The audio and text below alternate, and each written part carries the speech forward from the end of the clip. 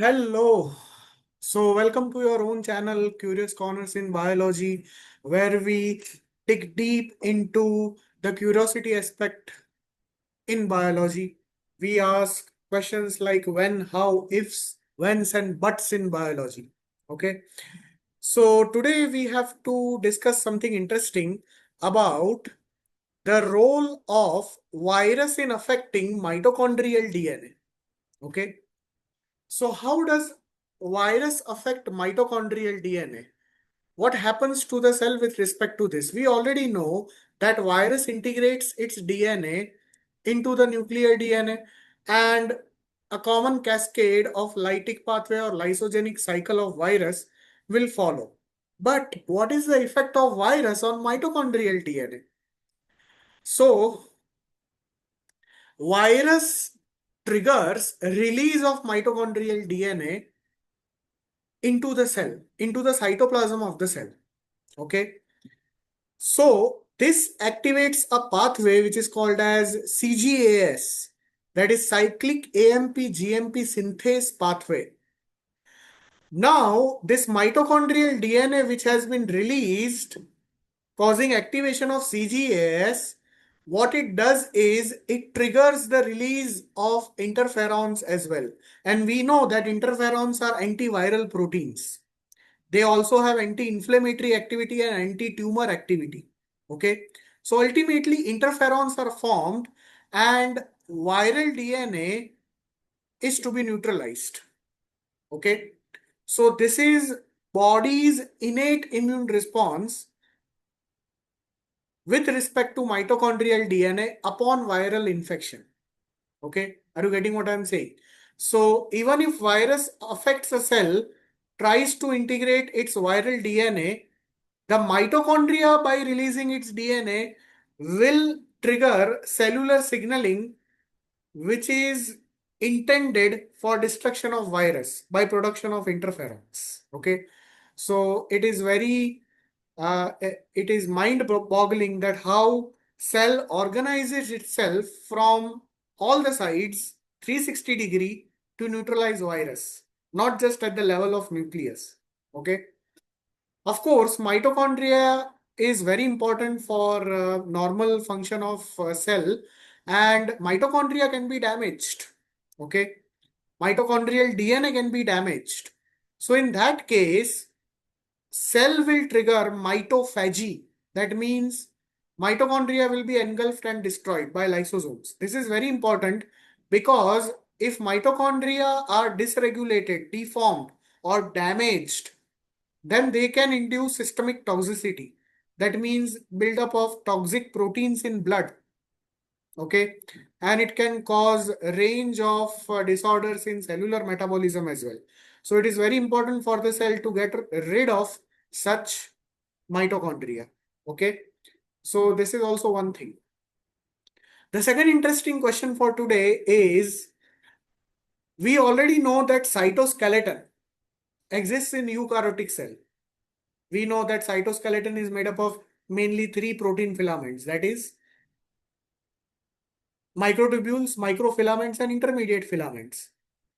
But then does cytoskeleton exist in prokaryotic cell? You might be thinking the answer is no, but the answer is yes. Yes, prokaryotic cytoskeleton has been discovered in 1990s, or you can say post 1990s, due to improvement in microscopy techniques. Okay.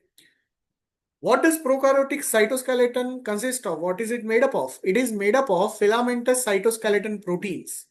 For example, there are proteins like FTSZ, then there are proteins like crescentin. Okay. These proteinaceous filaments, what do? They will maintain cell shape.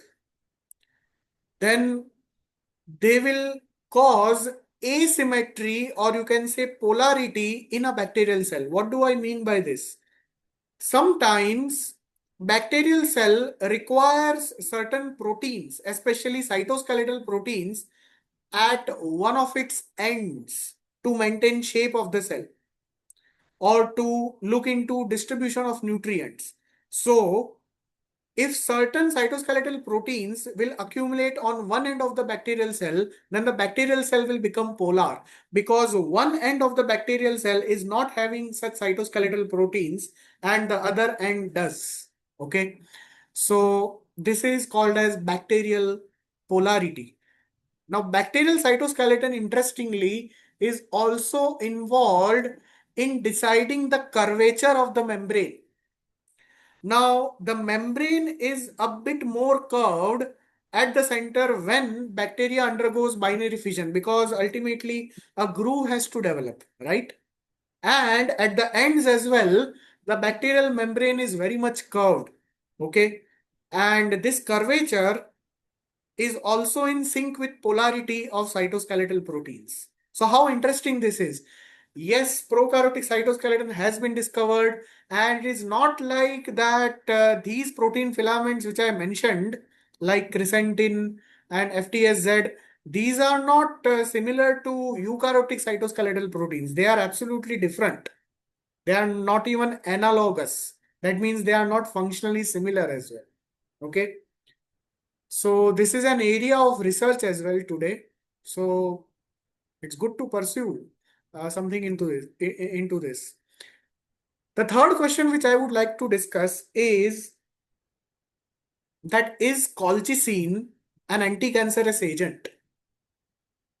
First of all, let us discuss what is colchicine. Colchicine is called as mitotic poison, and we all know that books say that colchicine is a chemical responsible for arresting cells at metaphase of the cell division. But how? So colchicine inhibits polymerization of tubulin proteins of microtubules. That means it will not allow microtubules to form, in short. So if microtubules are not formed, then of course spindle fibers are not attaching to the centromeres of the chromosomes, and the phase of the cell is not progressing to anaphase. Okay. Of course, spindle fibers are microtubules only. This is a very technical understanding which, of course, is required. Now, colchicine will inhibit the formation of microtubules or spindle fibers. So, cell will not proceed further to anaphase from metaphase. Okay. So, we say that cell is arrested. How is colchicine related to cancer then? So basically, in cancer, there is abnormal cell division. The cell cycle is not regulated. So cell divides uncontrollably. So of course, cell will go through the process of cell division. So colchicine will arrest the cell at metaphase. So can colchicine be used as a drug? Of course. But there is a problem.